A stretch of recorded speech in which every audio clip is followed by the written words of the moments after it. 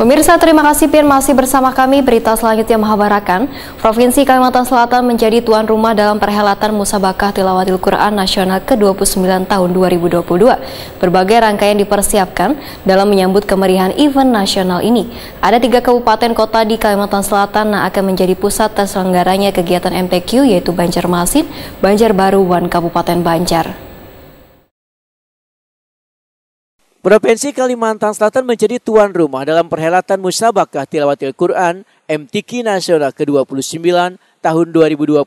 Berbagai rangkaian pun dipersiapkan dalam menyambut kemeriahan event nasional ini. Ada 3 kabupaten kota di Kalimantan Selatan yang akan menjadi pusat terselenggaranya kegiatan MTQ mulai tanggal 10 sampai 19 Oktober 2022, yaitu Banjarmasin, Banjarbaru, dan Kabupaten Banjar. Wali Kota Banjarmasin Ibnu Sina Wetakuni Prima TV Baisukan Senin 10 Oktober 2022 menyatakan sangat bersyukur lantaran ada 2 tempat di Banjarmasin yang menjadi pusat kegiatan MTQ Nasional ke-29, yaitu Masjid Jami Banjarmasin, wan Aula Gedung Serbaguna Masjid Raya Sabila Muhtadin Banjarmasin. Pemerintah kota pun ujar Ibnu Sina siap menyambut kedatangan bubuhan kapilah yang berasal dari berbagai provinsi ini nangkai mengaktifkan kembali air mancur menari yang berada di kawasan ruang terbuka hijau atau Taman Kamboja Banjarmasin. Selawas berlangsungnya pelaksanaan MTQ di kota Seribu Sungai ini. Selain itu, pemerintah kota juga akan melaksanakan pawai ta'aruf di Sungai Matapura dengan menggunakan jukung tanglong.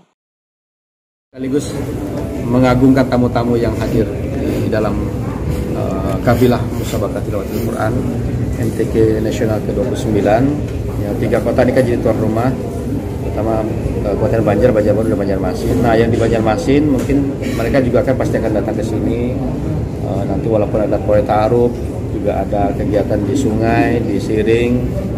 Kemudian masyarakat yang ingin melihat suasana kota, karena ini kan datang dari seluruh Indonesia dan kebanyakan mungkin juga belum pernah ke Banjarmasin.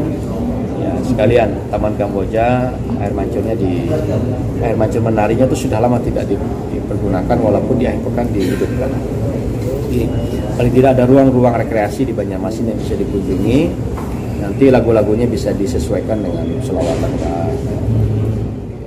Ibnu Sina menghimbau kepada seluruh pelaku usaha perhotelan di Banjarmasin untuk memberikan pelayanan terbaik kepada tamu undangan wan kapilah supaya memberikan kesan wan pengalaman terbaik bagi seluruh tamu kapilah yang datang dari berbagai daerah di Indonesia selawas berada di Banjarmasin.